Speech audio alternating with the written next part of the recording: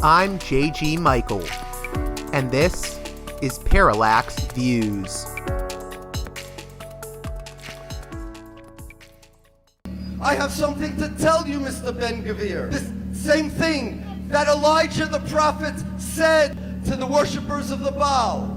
Mr. Ben-Gvir, Ad Mosai atem poischim al shtei haseifim, im Hashem hu Elokim l'chuach harov, im haBaal l'chuach harov. If you want to be a Zionist, Ben-Gvir, take off your yarmulke, stop keeping Shabbos, eat some pork, and leave Judaism alone. Leave us alone. Don't say things and do things and make people think it's the name of the Jews. Hey there, Parallax Views listeners. What you just heard was audio from a speech that Rabbi Yaakov Shapiro gave to a group of traditional Orthodox Jews protesting Israeli National Security Minister Itamar Ben-Gvir's recent visit to the United States. Why do some traditional Orthodox Jews oppose not only Ben-Gvir, but also Zionism itself? Hopefully, the following conversation with Rabbi Shapiro will provide some answers to that question. Whether you agree or disagree with Rabbi Shapiro's views, I think you'll find this conversation fascinating, especially because Rabbi Shapiro's arguments differ a little bit from those of others within the Orthodox Jewish community that have an issue with Zionism. What I mean by that is a lot of the criticism that traditional Orthodox Jews have made of Zionism is sort of based in eschatological terms, whereas Rabbi Shapiro is more interested in the ways in which Zionism, from his perspective, distorts traditional Jewish identity. Again, whether you agree or disagree with Rabbi Shapiro's views, I hope you'll find the conversation fascinating. So with that being said, let's get right to it with Rabbi Yaakov Shapiro. Welcome back to Parallax Views. A guest that I'm very happy to have on, Rabbi Yaakov Shapiro, is an Orthodox thinker and author of The Empty Wagon, Zionism's Journey from Identity Crisis to Identity Theft. And he's joining us after having recently protested far-right Israeli politician Itamar Ben-Gvir, who, well, our guest has a lot to say about him. We'll put it that way. How are you doing? I'm doing fine. How are you? Thank you for having me on again. I'm doing good, and I'm so happy to have you back on. I wanted to talk about how this protest started and your general thoughts on Ben-Gvir's visit to the U.S. and why you and other Orthodox Jews were protesting his visit. Okay, so first, it's important for people to understand that the Orthodox Jewish view of the state of Israel is that we have nothing to do with Israel. The idea that Israel is the state of the Jews or somehow represents the Jews, or that Zionism was the national liberation movement of the Jews, or any movement of the Jews, is absolutely false. There's Israel, my country is the United States of America. My family is from Poland. My religion is Jewish. On my mother's side, they're from England and Russia.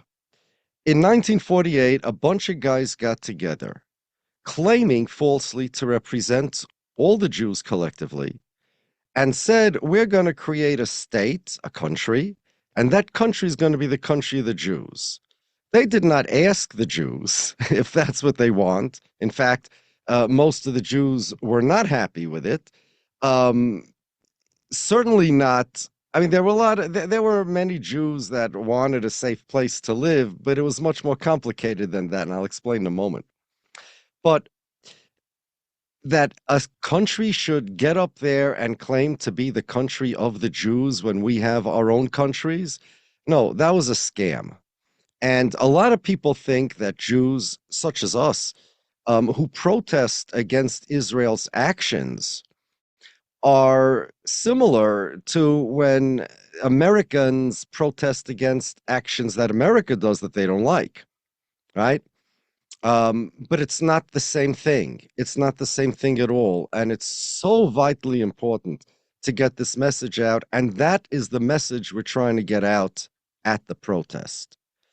There is no more reason for Jews to protest or not to protest Itamar Ben-Gvir or any of Israel's actions than there is for Jews in America to get involved in any other human rights issue all over the world.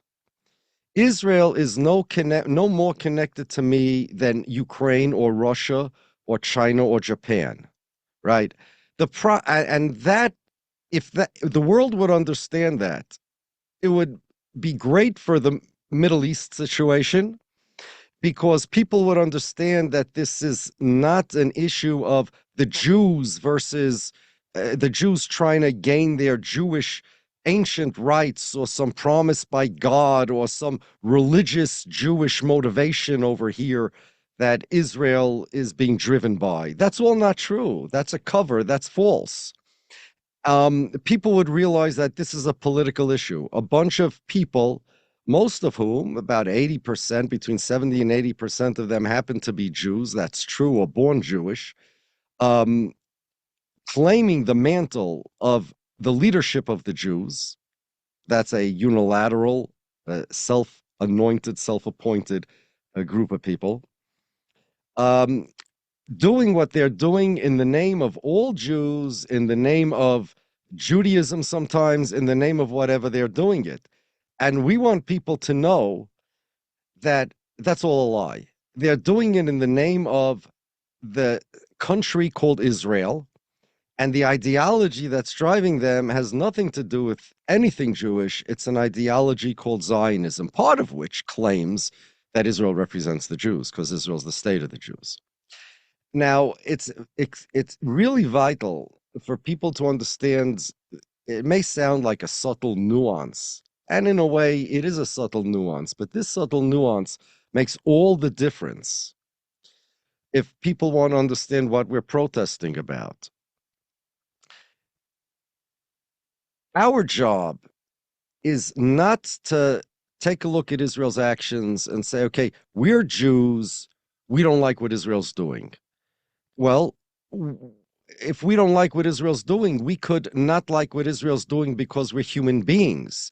Because if we're Jews, we could not like what Israel's doing, just like we don't like what any other country's doing. If we like what Israel's doing, we're not proud. There's no reason for us to be proud as Jews. We don't want credit for what they do, and we don't want blame for what they do. We have nothing to do with them. It's a disavowal. It's a renouncement. It's a falsification, a refutation of their claim to be acting on behalf of the Jewish people. Now, this is very different than, let's say, other anti-Zionist Jewish groups, like, let's say, Jewish Voice for Peace and groups like that. When they protest Israel, they're saying, well, you shouldn't be doing this in our name because we're also Jews and we don't like what you're doing. That's not what we're saying. Now, we may not like what they're doing. That's a different story.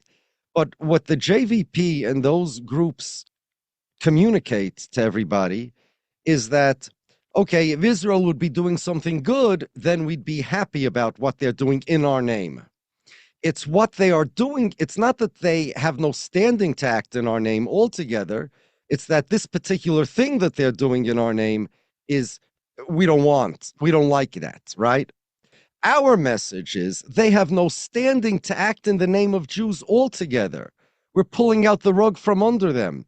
Imagine if it was the Ukrainians fighting the Palestinians. Imagine if it was the Russians bombing the Palestinians, claiming that they're doing it in the name of world Jewry. So what do you think world Jewry would do? We'd get up and say, no, Putin is not our representative. You see, and that's what we're doing. Ben-Gvir himself is not only one of these guys in the Israeli government, in the government that claims to be the government of the Jews, but he also is a religious Jew. He wears a yarmulke like I do, and he claims to be functioning driven, at least in part, by his Jewish beliefs. And we're saying we disavow those Jewish beliefs. He's an idol worshiper as far as we're concerned. We want nothing to do with him. In fact, his actions provokes animosity against Jews all over the world because of what he does. We his trespassing on the Temple Mount, okay, is not only is it prohibited according to Jewish law, but that is by doing so, that's a provocation. It's unnecessary and it serves no religious purpose. It only serves his political provocations. That's all it does. And it's not that, I know somebody's going to write in the comments when you post this, oh, see, he doesn't care about all the Palestinian kids being killed. No, that's not what I'm saying. Of course I do. But the point is, my role is no different than, let's say, an American Christian or an American Buddhist or Hindu. I'm an American. I'm not Israeli. I'm not Palestinian. My involvement in this, my obligation over here, is not like it's my country doing something. If America would be doing something bad, all Americans would have an obligation to speak up, right? When I was a kid, everybody was protesting the Vietnam War. That was like the big thing, right? When I was a kid, except for the construction workers. They were for the war. They were. But aside from them, everybody was protesting the war in Vietnam. But Israel's not my country. And part of the reason why there's no peace in the Middle East is because people think that Israel's the country of the Jews, and they look at this conflict as, okay, the Jews have their connection to the land, their historical rights, their self-determination movement, versus the Palestinians' rights, the Palestinians' connection to the land. And it's a question of the Jews versus the Palestinians in terms of their connections, their rights, what are their roles, what should be. That whole scenario is Hasbara. That whole scenario is Israeli Zionist propaganda. What's really happening is there's this country, Israel, that has nothing to do with the Jewish people in toto. It has nothing to do with Judaism, the religion. It's motivated by a political ideology called Zionism. That is a completely different idea of what a Jew is. It's a nationalist political ideology that has nothing to do with Judaism. I know in other religions, the Hindus also tell me that there's some type of nationalist Hindu religion, and then there's, let's say, the Christian nationalists. If you'd go over to a random practicing Christian and you tell him about Christian, well, it has nothing to do with me. And in terms of him being religious, Orthodox Jew, people say, well, he looks like you. You both wear a yarmulke. He doesn't really look like me. I wouldn't want to look like him. But, going to Orthodox Jew like me and telling me, why don't you take responsibility for what Israel does, is like going to the Catholic Church or the Pope and asking them, why don't you take responsibility for what the evangelicals do? Aren't you both Christians? Don't you both believe in Jesus? Don't you both believe in the New Testament? Don't you both believe in a Trinity? Don't you both believe Jesus is the Messiah and Son of God? And the Pope or the Catholic Church is going to say, excuse me, we have nothing to do with those guys. Those are evangelicals. We don't even believe they're real Christians, and vice versa. So I'm telling you now that the religious distance between regular Orthodox Jews and Zionists like Ben-Gvir is greater than the distance between the Catholic Church and the evangelicals. I want to ask you something, just to get out of the way, because I think some people have unwittingly, or even in some cases, I think willfully, confused the argument you make in the Empty Wagon. A lot of people I've seen say, "Oh, that's just he's just making the Neturei Karta argument, the Rabbi Weiss argument," and I think you're actually making a little bit more of a different argument. I think someone like Rabbi Weiss is more talking about, well, it's forbidden for us to go back to Israel. You're going beyond that into how secular Zionism, as a nationalist ideology and a political project, is literally, from your perspective, a form of identity theft. Yes, that's in fact the subtitle of my book is Zionism's Journey from Identity Crisis to Identity Theft. And it's not a little different, it's very different. See, the Zionists, though the people that think that are victims of Zionist propaganda. The Zionists have a tendency, and everybody should be on alert for this, not only to talk about what their position is, but the Zionists have a tendency, it's part of their propaganda, to communicate to the world what their opponent's position is. And they tend to lie about it. So they say that the Orthodox Jews that are anti-Zion, no, we're really Zionists. We really want to take over the land. We really believe in Zionism, but the time is not right yet. So let me tell you off the bat, that's not true. The argument that I'm making is that when the Messiah comes, the state of it, what Israel claims to represent has nothing to do with Judaism, not before the Messiah, not after the Messiah. The argument that I'm making is that these are a bunch of people, secular or religious, including the religious version of Zionism, like Ben-Gvir, which is why we were protesting against him, because it is easier to confuse him with me than it is to confuse a godless heretic like Benjamin Netanyahu with me. Okay? Netanyahu is not an observant Jew at all. Ben-Gurion was not an observant Jew at all. Herzl was not an observant Jew at all. Ben-Gvir is. And that's why it's more important for us to distinguish and people to know that we have nothing to do with him. We are not him. We are opposed to him. Every single word he says, we're opposed to. And not, okay, that's first. Second, there are, the argument I'm making has nothing to do really with religion. It has to do with Jewish identity. So, for example, when the Balfour Declaration was being debated in England in 1917, where Lord Balfour said that they came out with a positive attitude towards creating a homeland for the Jews in Palestine. Okay? Now, it didn't necessarily mean a Jewish state, as Harry Truman's, Frieda Kirchway actually, but it didn't necessarily mean a Jewish state, but a homeland in Palestine or something to that effect. Now it's, okay, there was one Jewish member of the British cabinet then. His name was Edwin Montagu. Edwin Montagu was against the Balfour Declaration. He was against Zionism. He said that Jews are not nationals of some Jewish nation. The Jews are citizens and nationals of whatever country they live in.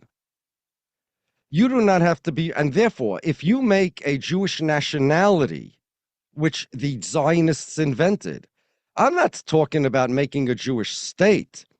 I'm talking about making a Jewish nationality. Now, you need a new Jewish nationality in order to make a Jewish state, because by Israeli law, there is no such thing as an Israeli nationality. The nationality that Israel is the state of is the Jewish nationality. That's the nation-state law of 2018.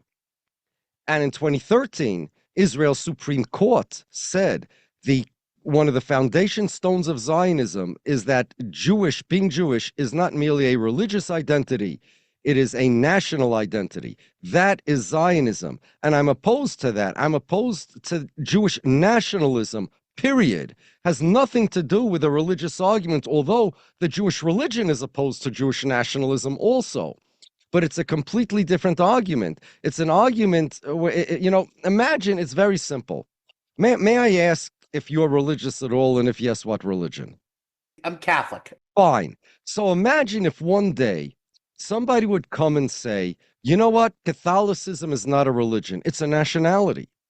The Vatican is the national homeland of all the Catholics. They'll get a flag for the Vatican, and you owe political loyalty to the Vatican. The Vatican, and now you don't really need even to be religious. You need, and the whole Catholic religion is only kind of like, the Greeks have a religion, or they had, Zeus, and the others they worshipped Odin, the Vikings. But Greece is a nationality. Just incidentally, they have a religion. So Catholicism really isn't is really a nationality. The Pope is not really the leader of the Catholics. The leader of the Catholics is we're going to elect a mayor or a governor or a president of the Vatican. He's the real leader of all the Catholics. He's the political leader. He's the one that represents all the Catholics. And the Pope is just, a religious head, like the chief rabbi. I'd be horrified if I was told all this.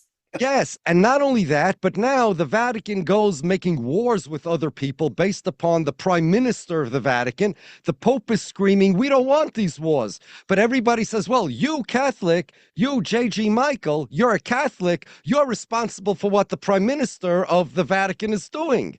What would you tell them? You would tell them, hello, I have nothing to do with these guys. I have nothing to do with anybody making war. I have a country here, United States of America. I'm busy enough trying to deal with Donald Trump.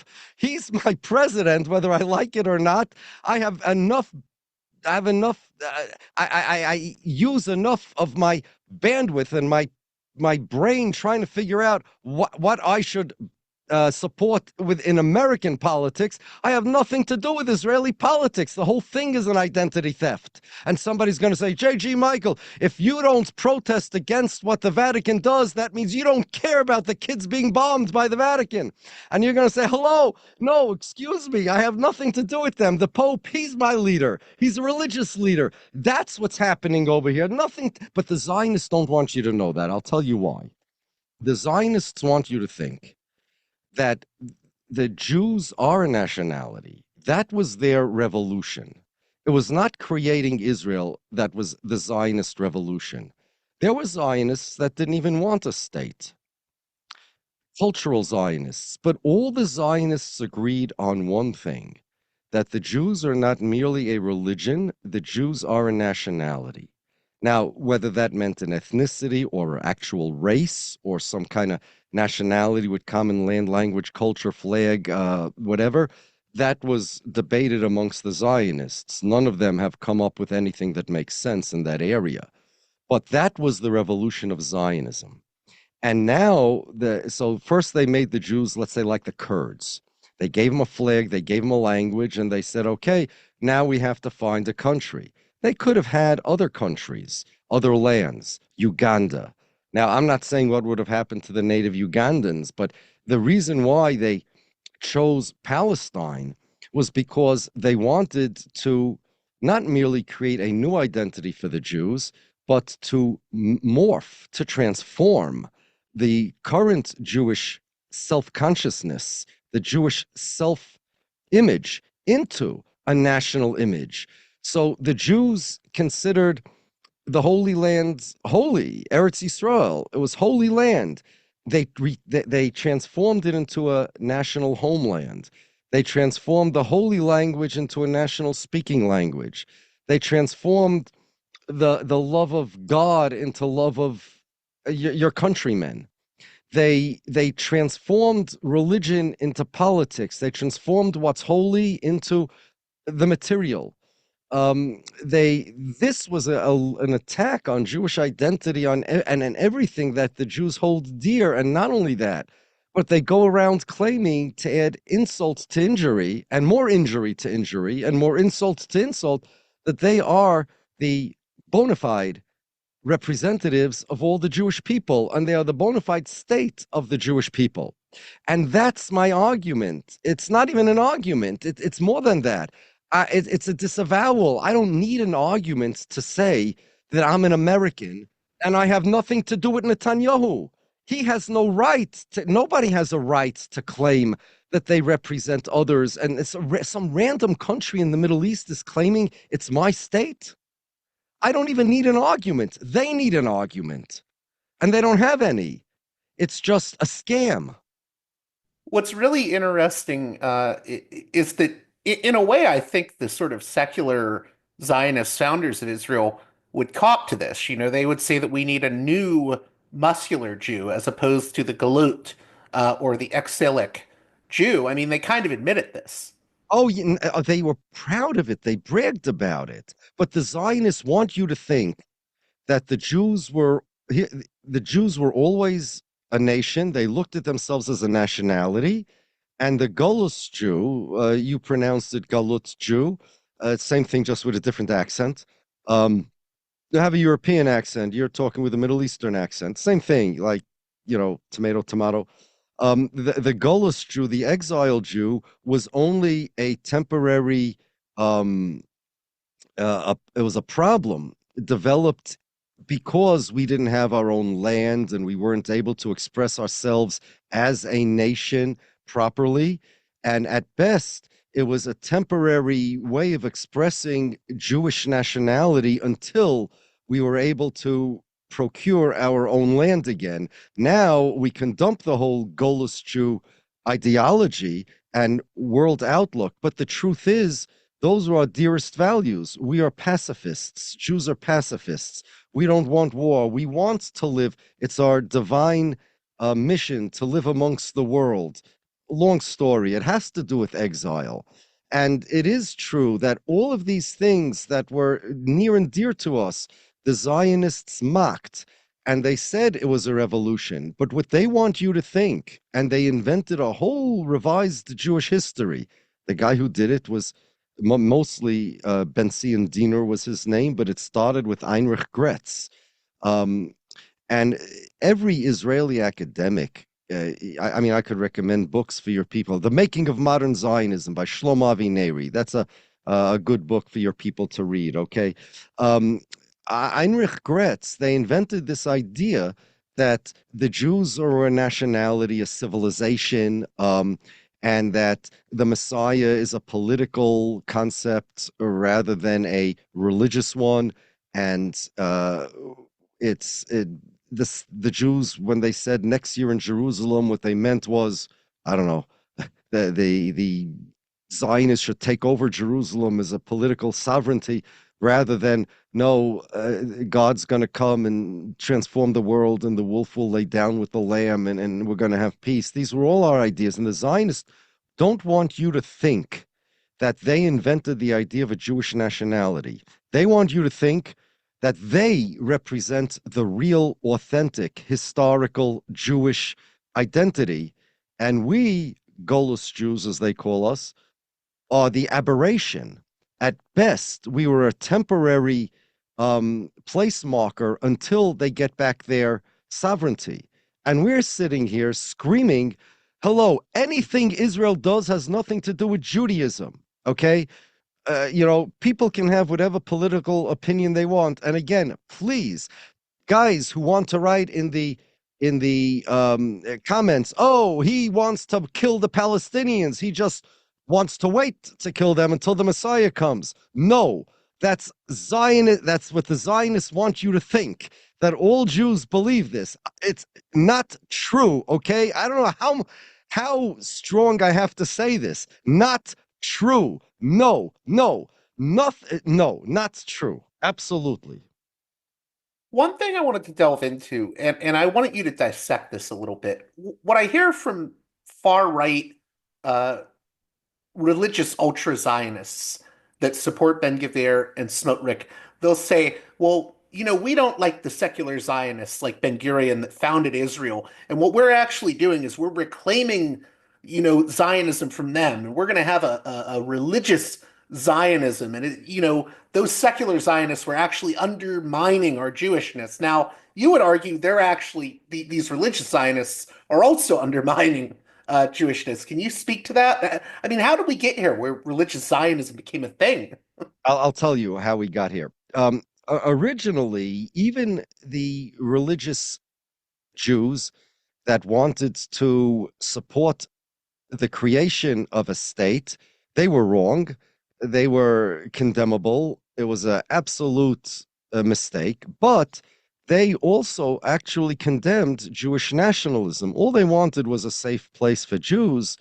They made a mistake allying with the Zionists. And believe it or not, the founder of the religious Zionism movement in the early 20th century, Rabbi Reines, and his people, they actually voted for Uganda and not Palestine because it would be easier, more peaceful. It was less inhabited than this. And again, I'm not saying colonizing any place is good. So please, all commenters, note that. But the point is that they didn't care about the Holy Land, the ancient homeland at all. All they wanted was something practical. Then there was one rabbi that changed, that created this religious Zionist movement. His name was Rabbi Abraham Kook. Rabbi Abraham Kook was condemned by great Jewish rabbis as an idol worshiper. He was a nationalist, and by that I mean Hegelian, Hegel, Bergson. He absorbed secular nationalist ideology, and he especially the idea, the nationalist idea that the nation is the unit and the individual people are just cells in the unit, and the nation has its own mind. And the actors in history are nations, not people. This is a old nationalist philosophy, okay? And he absorbed that, and he believed in it. Now, of course, this has nothing to do with Judaism. It's, in fact, it's just a random philosophy that's completely out of style nowadays. But he believed it, and what he did was he decided he believed it. He regurgitated this nationalist philosophy in Judaic language. He didn't quote his sources. He made it look like he's talking about Judaism and religion, very mystical. He put it down in language that's very mysterious, and people confused mysterious for mystical.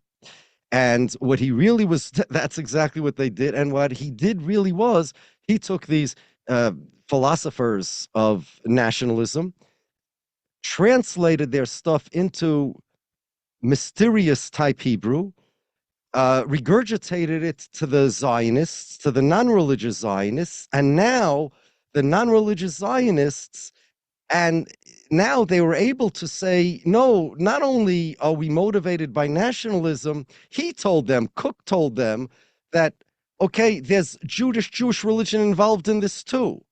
Other rabbis had the worst possible condemnations for this Rabbi Kook. However, he was a pacifist, actually, Rabbi Kook. I was going to say real quick, he was very different than, we'll get to it, but he was very different than his son.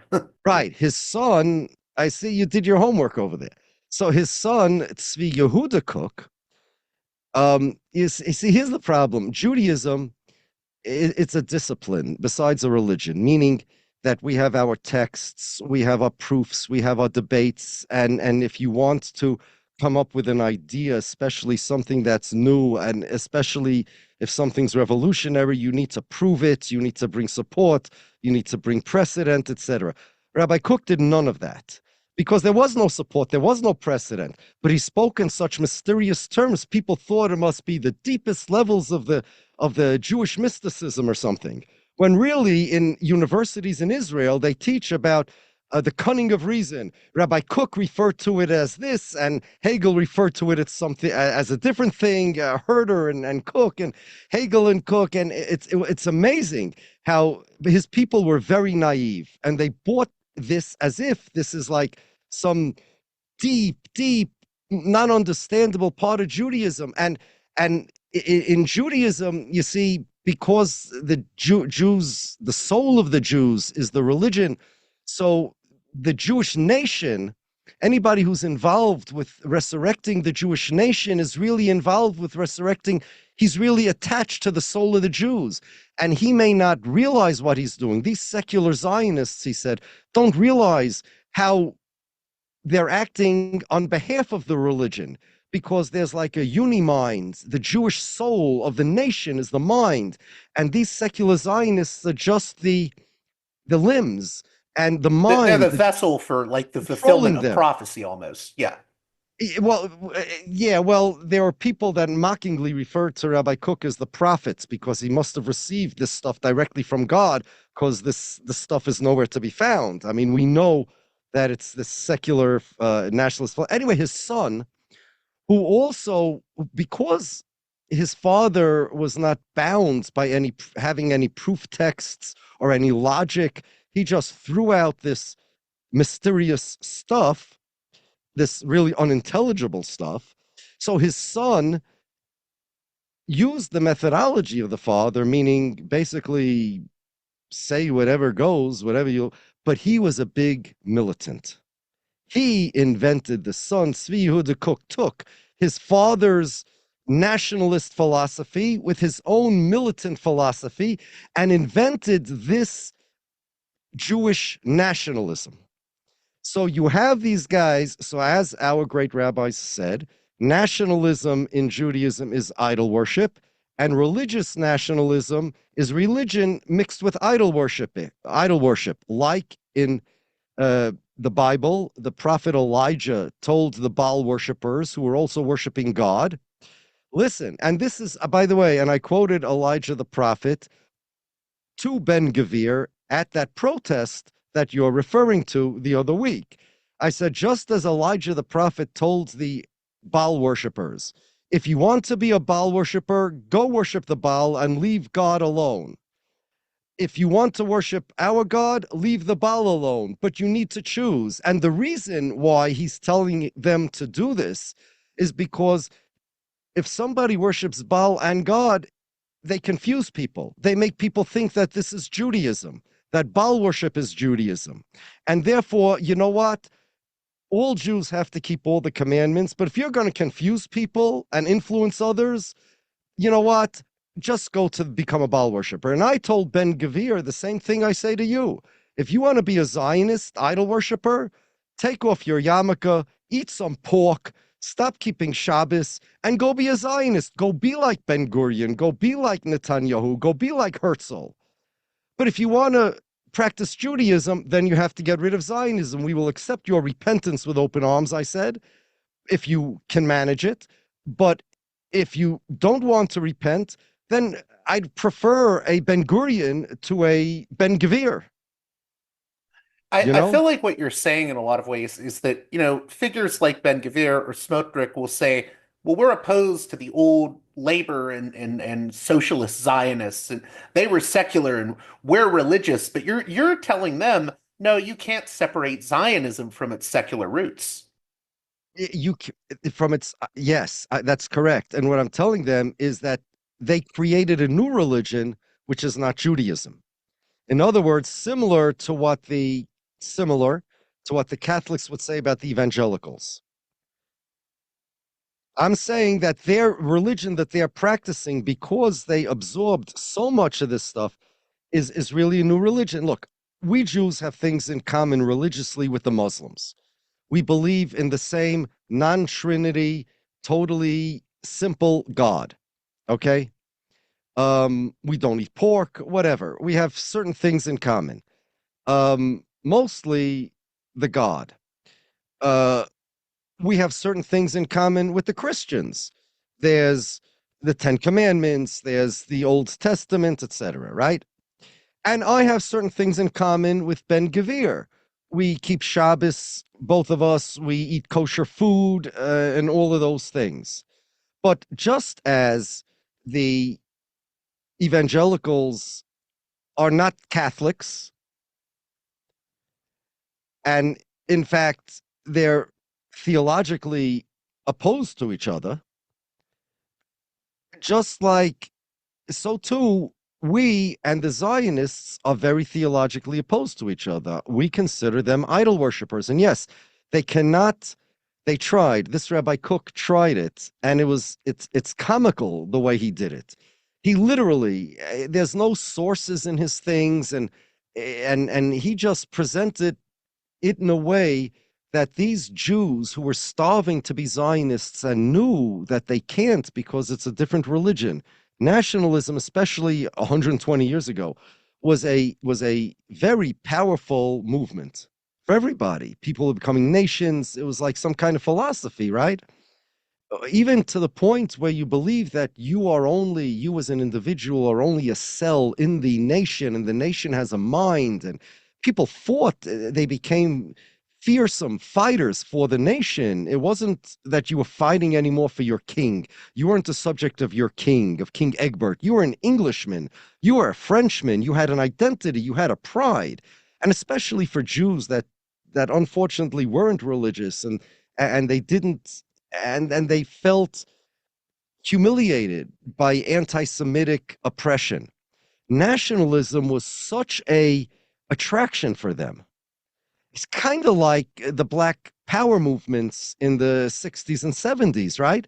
And in fact, Meir Kahane, who was a mentor of Ben-Gvir, Founder of was the Jewish Defense League, very founder of the influenced by Jewish the Black Defense Power League movement. Yeah. and the Koch party, political party in Israel, which was banned in Israel for being racist, was greatly influenced by the Black Power movements. But the same idea, Black is beautiful. I remember they used to have, that slogan. So yes, we're proud Jews. We're not Gulut Jews. We're not exiled Jews. But that's not Jewishness that you are proud of. Everybody knows what a Black person is. It's a person who's Black, right? But this Jew, they invented this new type of Jew. They're not proud of being Jews. They invented this new nationality and this new artificial pride. I feel bad for them because they really, they need some type of nationalism in order to feel some type of self-esteem. I feel like you're almost saying that they're almost embarrassed by what they view Jews as before they create this idea of the new muscular Jew. They're almost like the old Jew is too weak. I don't want to be associated with that. That's exactly, it's not almost, I'm saying it emphatically. They're weak. In fact, Jabotinsky, who was the founder of right-wing Zionism, of the militants, of Netanyahu's father was his secretary, Jabotinsky, who was, there were left-wing Zionists like the socialist Ben-Gurion, then there were right-wing who were more fascist, like Jabotinsky, and all of the right-wing Zionists from, I don't know, Menachem Begin and Netanyahu, all of these are like students of Jabotinsky. Jabotinsky said a eulogy on Herzl, 1904, when he said in 1905, I think, but Herzl died in 1904. I saw this printed in a pamphlet that said 1905, if I remember right. And he said that Herzl was the epitome of a Zionist, a Hebrew, they used to call them, because Hebrew sounds more national than Jew, which sounds more religious. He's the epitome of a Zionist, because if you want to know what a real Zionist is, take a Zhid, which means like a Yid. It was like a Russian Yiddish kind of slang for a Jew, which later became derogatory.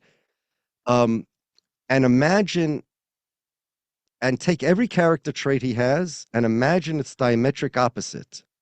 That's a good Zionist. Jews are weak, Zids are weak, ugly, sickly, cowardly. Zionists are just the opposite. Zionists have broad shoulders, they're courageous. Jews run and hide. Zionists go and look the world straight in the eye and say, I am a Zionist, I am a Hebrew, which was a takeoff on Jonah, what he told in the book of Jonah, that's what the way he introduced himself. I am a Hebrew. Doesn't matter, but that is exactly right. They absolutely were ashamed and embarrassed, and not only that, what they did was they mocked the Jews and tried to get the Jews to be ashamed and embarrassed of themselves. That's how they recruit people for Zionism. They recruited people for Zionism by saying, look, Jews are now disgusting, ugly, sick, immoral. Anything that the anti-Semites said, all the tropes the Zionists adopted. And that's how they recruited people to Zionism. Be a proud Jew. Be like the Cossacks. Be like the Spanish. Be like everybody else. We're going to have a country. We'll have an army. We'll be strong. Nobody will mess with us.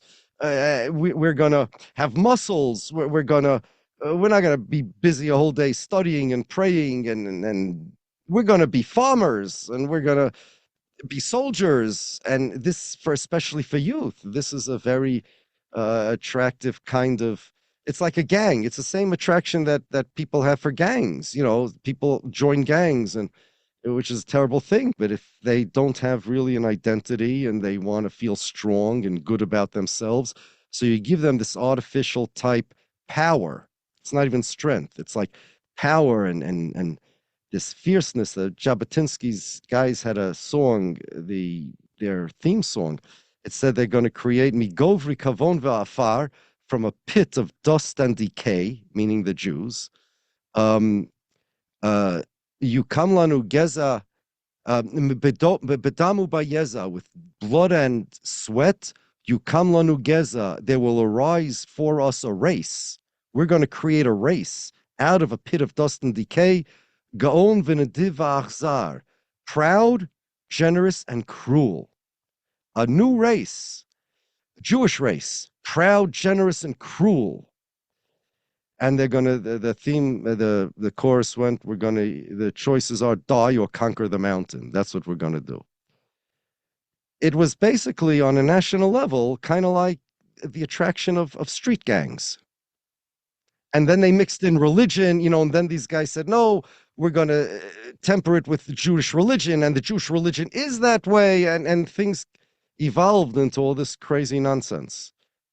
I was going to say I definitely get the gang analogy when talking about Kahana, especially, and I actually wanted to ask you because I believe you grew up or were around Brooklyn in the 70s when Kahana's name was rising.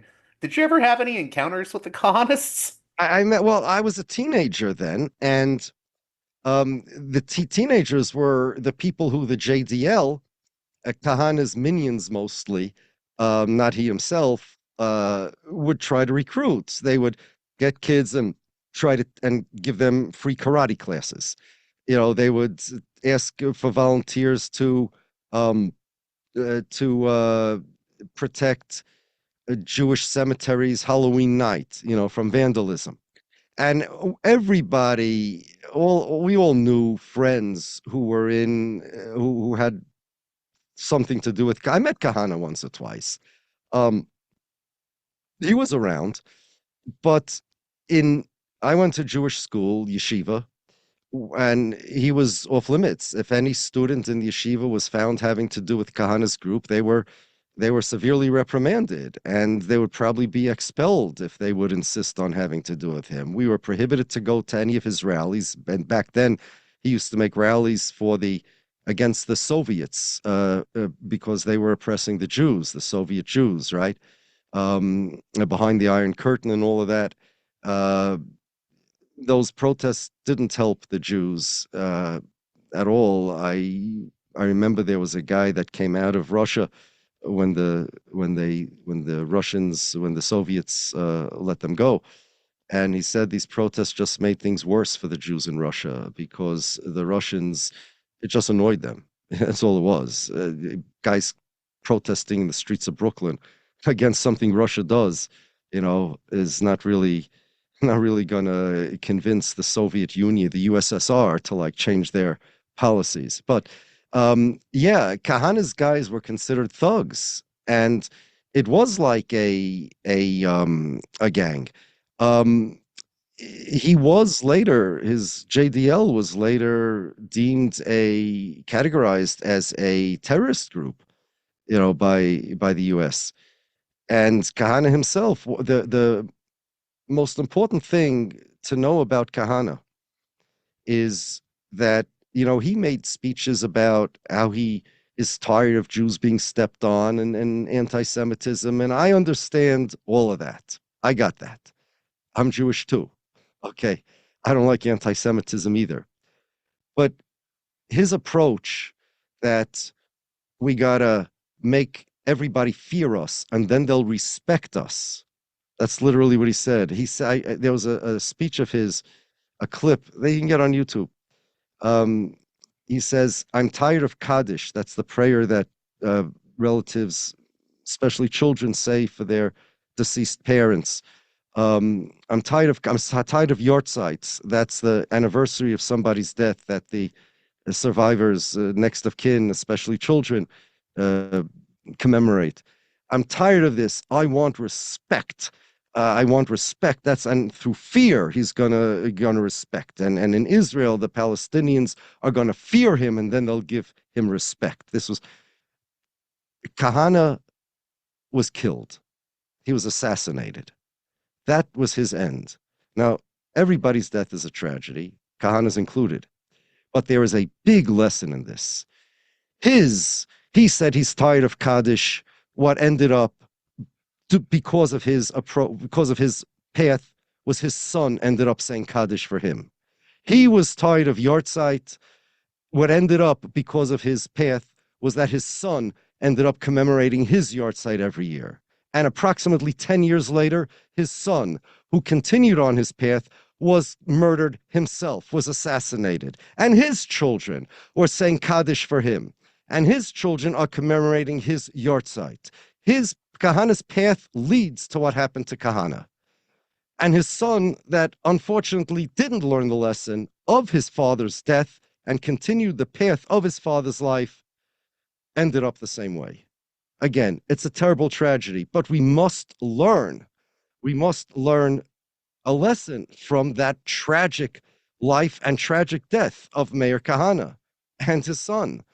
You know, the old saying, Einstein did not say it, even though it's quoted in his name a lot, that the definition of insanity is trying to do the same thing twice, getting different results. Yeah. Yeah, we know they already tried twice, Kahana and his son, and they got the same results. We need to learn a lesson and know that this is not, besides it's wrong, and it's against Judaism and everything, all the values that Judaism teaches. It doesn't get you anywhere except where Kahana got. It's not like you rob a bank, which is against Jewish values, but now you have the money. So it was a narcissistic thing. If you're a narcissist, don't be like Kahana, because it's not going to get you anywhere. The last thing I wanted to ask you about, and I'm trying to figure out how to word this, but I have listeners that are, I have Palestinian American listeners, Jewish American listeners, I have anti-Zionist listeners, I have listeners who would say that they're left liberal Zionists. And I'm curious, what do you say to secular Zionists that say, well, the problem is just Netanyahu, and I don't understand where Rabbi Shapiro is coming from? How would you respond to those listeners? Well, I would respond simply by saying that, I mean, first of all, I have a podcast that actually argues that left-wing Zionism stood no chance against fascist Zionism, because left-wing Zionism does not make any sense. Left-wing Zionist, a guy like Ben-Gvir, okay, he was there in 1948. It was Jabotinsky that was in charge. Jabotinsky was dead by then, buried in New York. It was Ben-Gvir that was around in 1948. It was Ben-Gvir that decided that the Jews have to be, in order for the Jews to be melded into a nation, they have to have an army that becomes part of their identity. It was Ben-Gvir that said that the Israeli army is different than all other armies because it will clean the Gullus Jews of their foreign garbage. It was Ben-Gvir that did this. Now, so you don't want an occupation? Okay, is that what they're saying? So not, you want a country that you still want a country that is a 2018 nation state law, that is the country of the Jews? Do you want that there is no Israeli nationality, just a Jewish nationality? You know what? Fine. If you want an Israeli nationality, then I'm with them. I agree. Make an Israeli nationality. But Israel's Supreme Court said that a cornerstone of Zionism, foundation stone of Zionism, if I remember right, it was Judge Uzi Vogelman, or maybe it was Meltzer. It was a 2013 case. A foundation stone of Zionism is that the Jews are a national identity. So long as you believe, A, the Jews are a national identity, not right-wing Zionism. That's their Supreme Court, which are not a right-wing Supreme Court, by the way. The Supreme Court is not, Netanyahu his guys are opposed to the Supreme Court. If you believe that the Jews are a nationality and Israel is the state of that nationality, then you have the same problem. It's just that the right-wing Zionists are not, straddling both sides of the fence. Here's what I would tell a left-wing Zionist. I say this all the time, actually. The left-wing, there are a lot of people out there who claim to be anti-Zionist, but they're really not. They're really pro-Palestinian. And there's a very big difference. Here's the difference. Let's say, for the sake of the argument, that Israel and the Palestinians would come up with a two-state solution. Let's assume that the Palestinians get 90% of the land and Israel gets 10% in the Negev desert. Let's assume that Israel is happy with that deal and the Palestinians are happy with that deal. It's all theoretical, but let's just say so for the sake of the argument. These anti-Zionists, are they happy with this? Sure, if the Palestinians are happy and the Israelis are happy, why shouldn't they? Well, I'm not happy. You know why? Because Israel will still be the same Zionist entity. It will still say that only Jews have self-determination rights in that country. Even if there's a country called Palestine, which, let's say, has 90% of the land in that country, is made for the Jewish nationality. And only Jews have self-determination rights. And here's a question for the left-wing Zionists. Left-wing Zionists, simple question. And actually, Meir Kahane asked this question. And here's why. Right-wing Zionism would invariably overtake left-wing Zionism. Here's the question. Let's say, forget the Palestinians. Let's say they have their own state. Okay? Let's take that out of the picture. Take that out of the equation. If now there are Jews and non-Jews in the state of Israel, okay? Non-Jews means Muslims, Christians, Druze, Hindus, Buddhists. If, let's say, the birth rate amongst the non-Jews is greater than that of the Jews, such that the non-Jews would one day become a majority, and Israel would, and they would have the controlling interest in the country. Would you be okay with that? If you are okay with that, then you're not a Zionist. Then what exactly is your Zionism? That means you want a democracy. You want Israel to be same as America and Canada. And you want Israel to be destroyed. They use this language. You want to destroy Israel. You're an anti-Semite. If you are okay with this, with a majority of non-Jewish people, forget Palestinians, forget Hamas, they're out of the picture.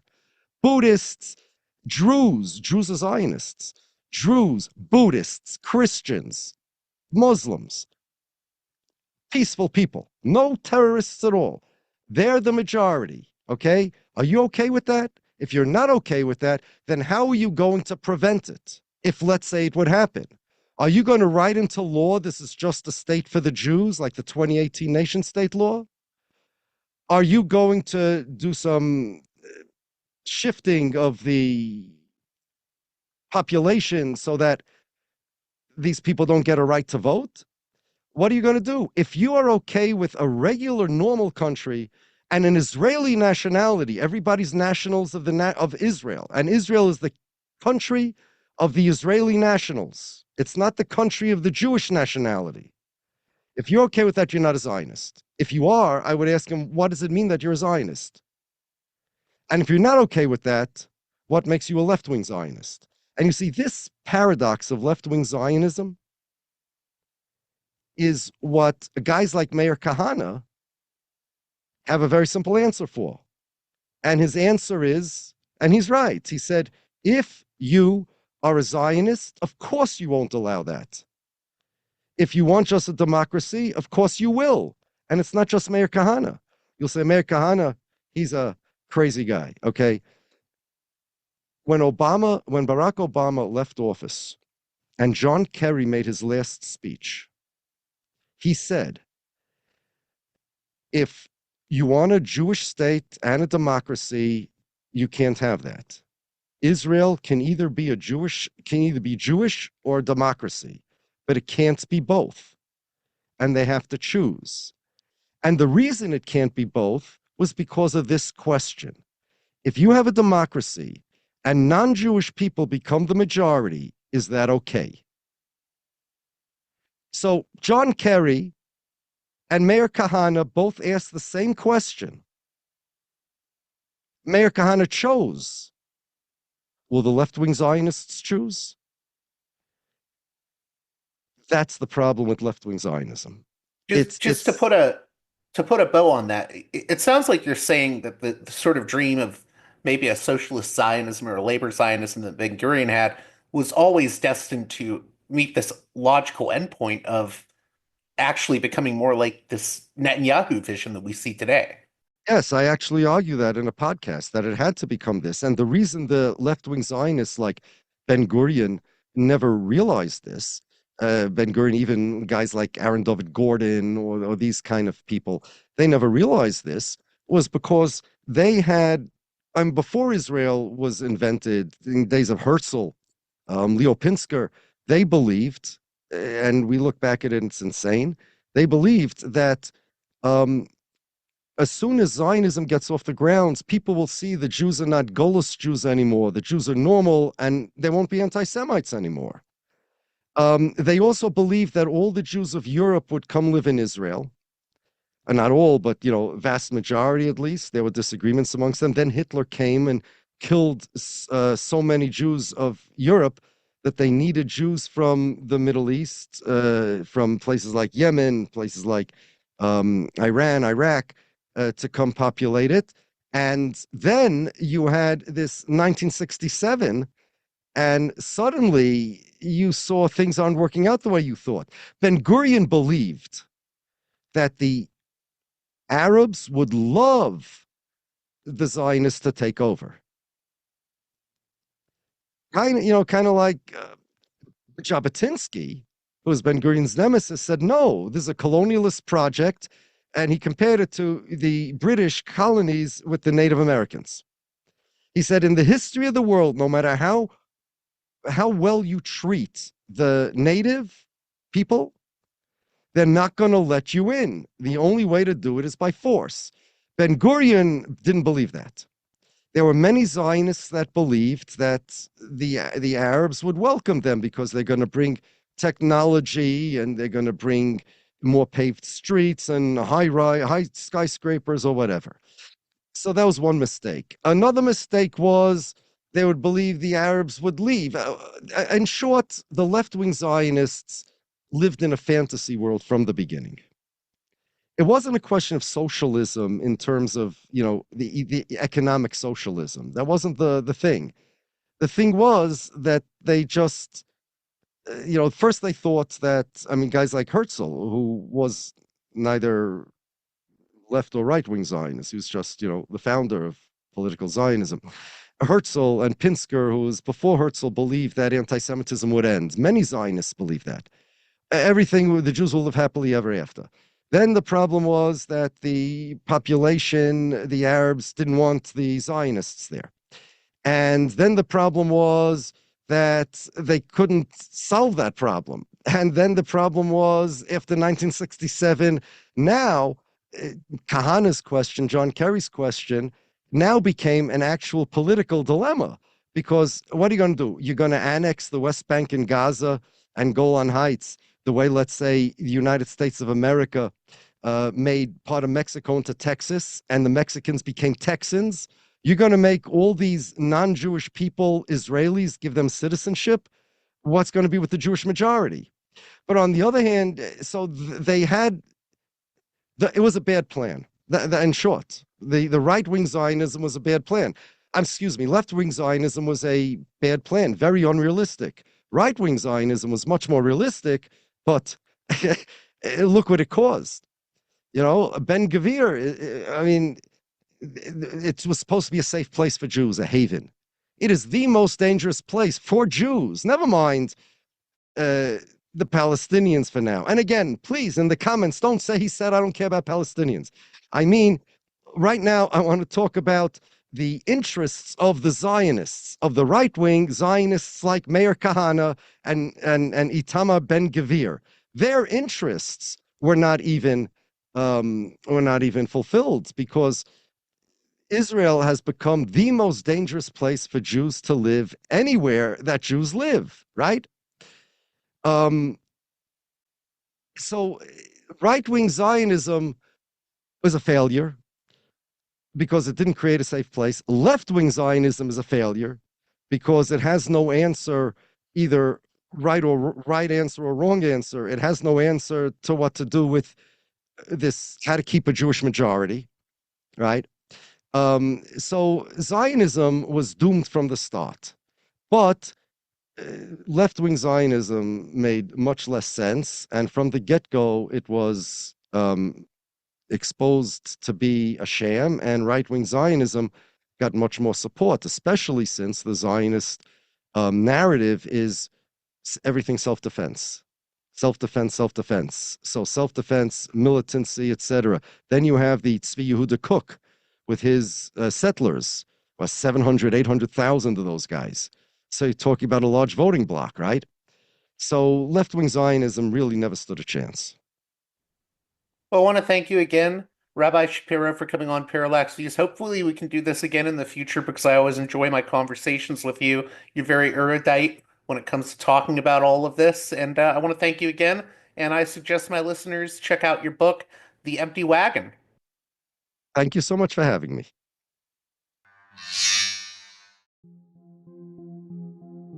This edition of Parallax Views is brought to you by the $10 and above tier supporters of Parallax Views on Patreon.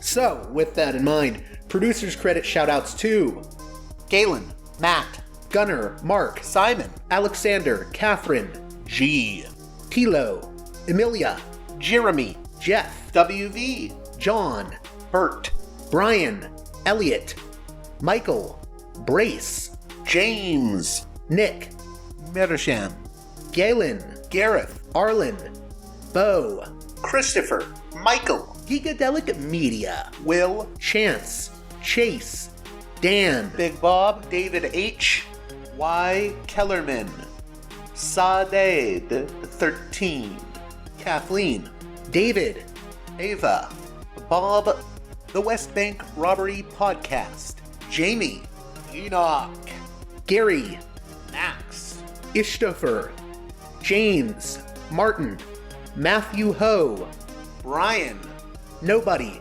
Thomas, and Dano. And now on to the show.